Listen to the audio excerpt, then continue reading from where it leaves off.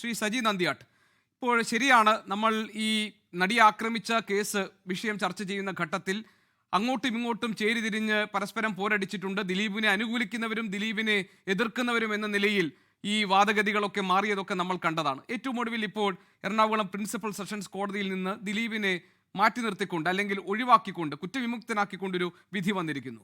പക്ഷേ ശ്രീമതി ഭാഗ്യലക്ഷ്മിയെ പോലുള്ളവർ പറയുന്നു അപ്പോഴും അതിജീവിതയ്ക്ക് നീതി ഉറപ്പാക്കപ്പെട്ടു അല്ലെങ്കിൽ പൂർണ്ണമായും ആ നീതി ഉറപ്പാക്കപ്പെട്ടു എന്നൊരു നിലപാട് സ്വീകരിക്കാൻ കഴിയില്ല. സംസ്ഥാന സർക്കാരിൻ്റെയും നിലപാട് അത് തന്നെയാണ്. അതുകൊണ്ടാണ് അവർ അപ്പീൽ പോകാൻ തീരുമാനിച്ചിരിക്കുന്നത്.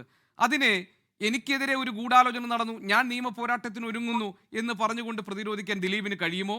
പിന്നെ ഫെഫ്കെ അടക്കമുള്ള സംഘടനകളിലേക്ക് ദിലീപിനെ വിശുദ്ധനായി കണ്ടുകൊണ്ട് തിരികെ കയറ്റാനുള്ള തീരുമാനം അത് അന്തിമമായ വിധി വന്ന ശേഷം മതി, ഇനിയും മേൽക്കോടതികളുണ്ട്, ഇനിയും കാര്യങ്ങൾ പരിശോധിക്കപ്പെടാനുണ്ട് എന്ന ഇവരുടെ നിലപാടുകളെ, അവരുടെ തീരുമാനങ്ങളെ താങ്കൾ എങ്ങനെ കാണുന്നു?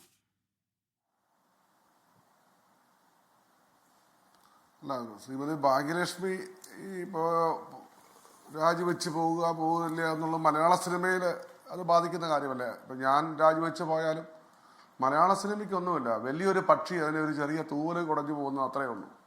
അതല്ലല്ലോ ഇവിടുത്തെ പ്രശ്നം. ഈ രാജ്യത്തിൻ്റെ നിയമം അനുസരിക്കാൻ നമ്മളെല്ലാം ബാധ്യസ്ഥരാണ്. ഈ രാജ്യത്തിന് നിയമം അനുസരിക്കാൻ പറ്റാത്തവർ ഈ രാജ്യം വിട്ടു പോകണം. നമുക്കറിയാം, നമ്മുടെ രാജ്യം ജനാധിപത്യ രാജ്യമാണെന്ന് ഗോപികൃഷ്ണൻ പറഞ്ഞു. ജനാധിപത്യ രാജ്യത്ത് 3 ഓർഗാനുണ്ട്. ജുഡീഷ്യറി ഉണ്ട്, ലെജിസ്ലേച്ചർ ഉണ്ട്, എക്സിക്യൂട്ടീവ് ഉണ്ട്.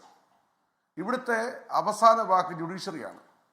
ഒരാൾ കുറ്റം ചെയ്തോ ഇല്ലയോ എന്ന് തീരുമാനിക്കുന്നത് ജുഡീഷ്യറിയാണ്, മാധ്യമങ്ങളല്ല, ഇവിടുത്തെ വ്യക്തികളല്ല. അതിനാണ് ജുഡീഷ്യറി സംവിധാനം ഉണ്ടാക്കിയിരിക്കുന്നത്.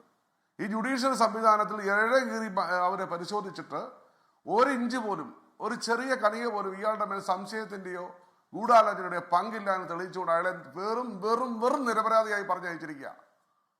അതുകൊണ്ട് ഞങ്ങൾ ഇനി അപ്പീൽ പൊക്കും. അത് ദിലീപ് CBIയിലേക്ക് പോകുന്നുണ്ട്, യു വെയിറ്റ്.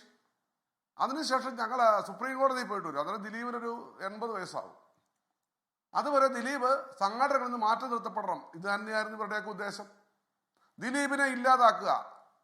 ദിലീപ് എന്ന വ്യക്തി തെറ്റ് ചെയ്തിട്ടില്ല എന്ന് വ്യക്തമായിട്ടും ഇയാളെ ഇല്ലാതാക്കണം. ഇയാളുടെ പേഴ്സണൽ ഗ്രഡ്ജാണ്, ഇയാളെ തീർക്കണം, ഇയാളെ വെച്ച് പറപ്പിക്കില്ല. അത് എന്ത് ഫെമിനിസമാണ്? ഫെമിനിസം എന്ന് പറഞ്ഞാൽ എന്താണ്? ഇക്വാലിറ്റിയാണ്, ആണും പെണ്ണും തമ്മിൽ. ഇത് സൂഡോ ഫെമിനിസമാണ്. ഒരാളുടെ മേൽ എന്ത് ചെയ്യുകയാണ്? ഒരാളോട് ദേഷ്യമാണ്.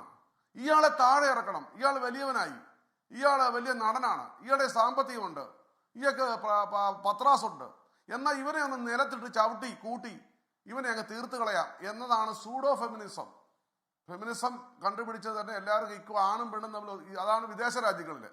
ഇവിടെ നമുക്ക് എങ്ങനെയെങ്കിലും നമ്മുടെ കലിപ്പം തീർക്കണം.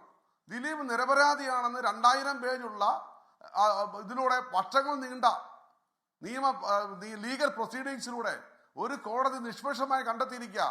ഒരു കണിക പോലും, ഒരു പൊടി പോലും ലോകത്തെവിടെയായാലും ഏത് സമയത്തും 24 വാർത്തകളും ഓഗ്മെന്റഡ് റിയാലിറ്റി പാക്കേജുകളും എക്സ്പ്ലെയിനറുകളും വിശദമായി കാണാൻ ഞങ്ങളുടെ യൂട്യൂബ് ചാനൽ നിങ്ങൾക്ക് സബ്സ്ക്രൈബ് ചെയ്യാം.